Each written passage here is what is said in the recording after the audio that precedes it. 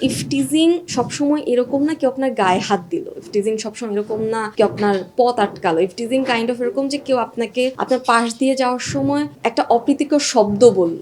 আমি যখন এখন একা একটা রাস্তা দিয়ে যাই আমার একটা ভীতি কাজ করে যে আমি যদি আবার ওই সেম সিচুয়েশনটা ফেস করি।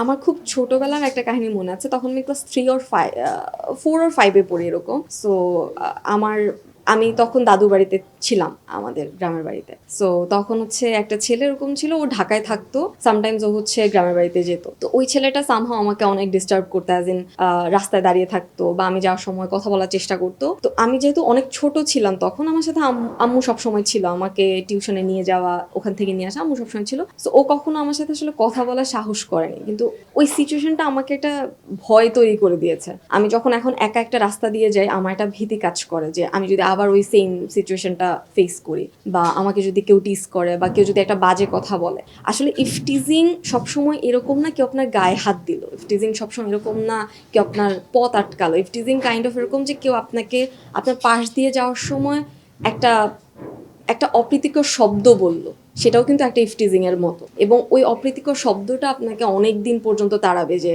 আচ্ছা এই মানুষটা আমাকে এই কথাটা বলেছে। সো আমিও আমার পার্সোনাল লাইফে অবশ্যই এই ধরনের সিচুয়েশন ফেস করেছি। অনেক অনেক সময় এমন হয়েছে রাস্তা দিয়ে পাশ দিয়ে হেঁটে যাওয়ার সময় কোন একজন ব্যক্তি আমাকে কোনো একটা অপ্রীতিকর শব্দ বলেছে বা গায়ে টাচ করার চেষ্টা করেছে বা ধাক্কা দেওয়ার চেষ্টা করেছে। সো আমার কাছে মনে হয় বাংলাদেশে কেন সব জায়গায় ইফটিজিং এর শিকার হয়েছে সবাই কম বেশি।